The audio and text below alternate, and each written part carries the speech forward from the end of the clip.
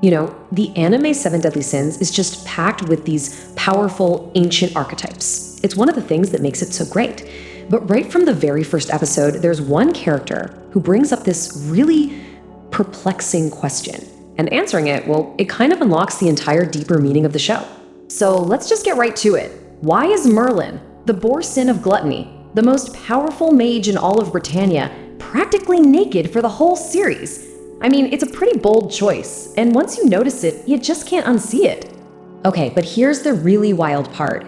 It's the reaction from everyone in the show, or actually the lack of a reaction. Nobody really says anything about her usual outfit. In fact, she gets way more attention when she throws on a boar's hat uniform. And that right there, that's our first big clue that her look isn't just for show, it's deeply, deeply symbolic. So to crack this code, we've got to start with our first major clue.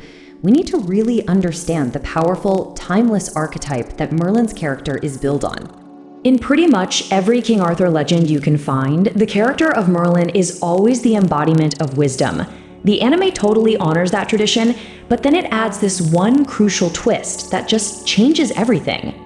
See, by making Merlin a woman, the creators are tapping into this long, powerful history of personifying wisdom as a female force. I mean, think about it. From the Egyptian goddess Isis to the Greek goddess Athena, and even in texts like the Song of Solomon, wisdom is almost always described as she.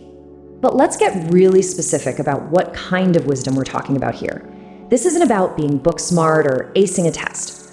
We're talking about deep inner wisdom, that innate intelligence that every single one of us has, but so few of us actually listen to. You probably know it as your gut instinct or your intuition. And this is where a lot of us get tripped up. We treat wisdom and knowledge like they're the same thing, but they're fundamentally different. Knowledge is something you learn from the outside world. It has to be acquired. Wisdom, on the other hand, is already inside you. It's intuitive. It doesn't need to be learned, it just needs to be nurtured. All right, on to clue number 2. This one really reveals Merlin's core inner conflict. And to find it, all we have to do is look at her official title within the Seven Deadly Sins. Merlin is the boar sin of gluttony.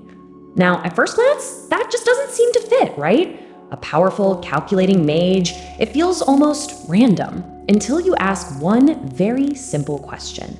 A glutton for what, exactly? It's obviously not food. Her hunger is for something way less tangible, something that has been driving her for literally thousands of years. And it all comes down to this. She's a glutton for knowledge.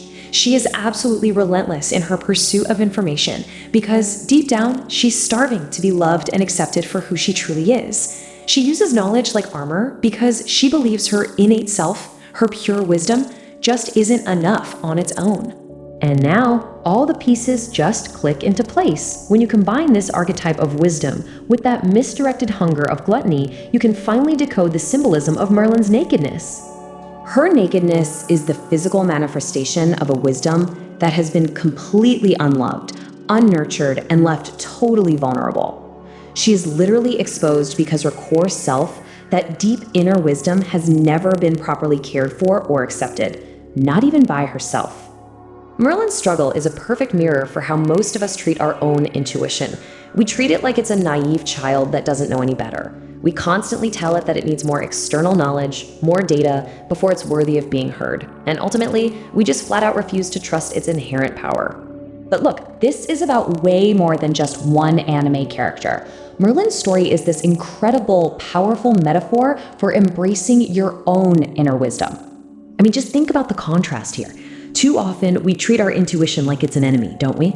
We ignore it, we undervalue it, we fight it every step of the way. But what if we did the opposite? What if we started to treat it like our greatest strength? To really see its power, be proud of it, love it fiercely, and just trust that it wants what's best for you. Because your inner Merlin, your gut instinct, is your greatest ally. It is not fighting against you, it is fighting for you.